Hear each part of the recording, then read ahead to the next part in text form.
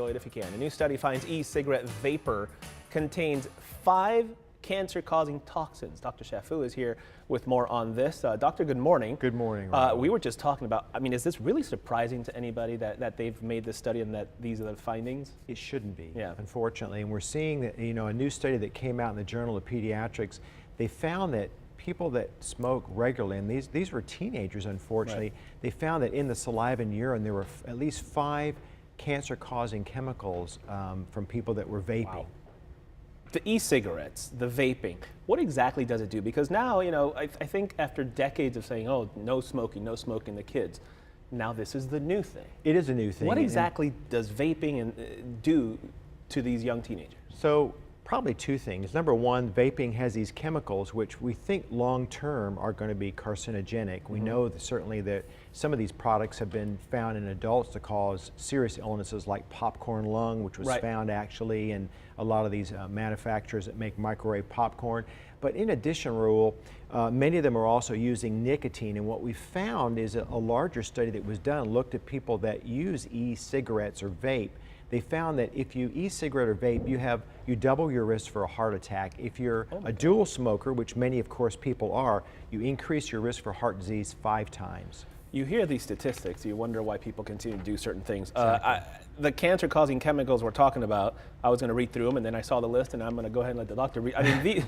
Can't pronounce half of them, but what are these chemicals? For example, acrylonitrile is used a lot in plastics and adhesives and in making rubber.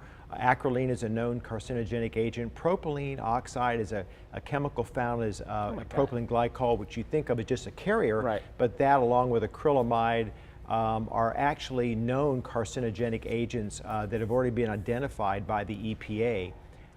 So you were talking about regulation or lack thereof when you see these carcinogens, and where is the regulation and where is it going? So you're right, Raoul. There is no regulation, but like we talked earlier on, the web is actually ahead of the regulation. So I think the important thing is to let parents and teens know that there are real health risks and health dangers associated with vaping and with e-cigarettes, and it's not just the nicotine, but it's many of those carcinogenic agents that we find in e-cigarettes are also found in traditional tobacco and cigarettes as well. Why is such a rise in the teens? Do we know that?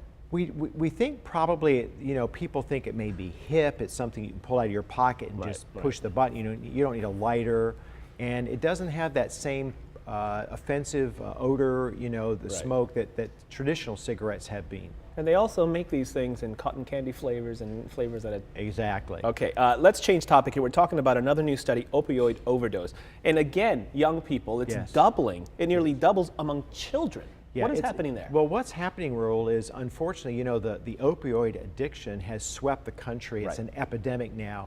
And the ripple effect has been that many of we see as addictions now and actually overdoses in the childhood population from those 17 years and younger.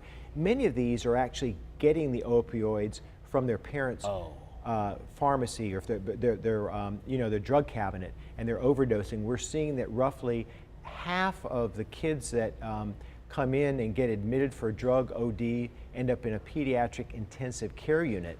It's one thing for an adult to have a drug overdose from an opiate. It's quite another thing for a child. The margin for safety, the risk for death, for serious permanent neurological injury is much higher. And the other important thing is that in the United States, we have about 80,000 adult ICU beds, but we only have about 4,000 pediatric beds. So if they're being tied up for these types of problems, then kids that really need these beds may have a hard time having access to them. It's kind of it's a sad phenomenon, it really is. But it's not completely new. What preventative measures do we have? What can we do to prevent? I know we have a lot of these drug take-back days where you can throw away your old prescription drugs. That's important. So the important thing is if something's expired or you're not using it anymore, please get rid of it. There are places you can take it to pharmacies and they'll remove them. Make sure that they're in child-proof containers, and certainly lock them away. They're dangerous medications in adults, deadly in children. All right, Dr. Chaffoo, we thank you as always. Appreciate it. Good to see you. Good information. All right, let's get you over to Chrissy Rousseau now.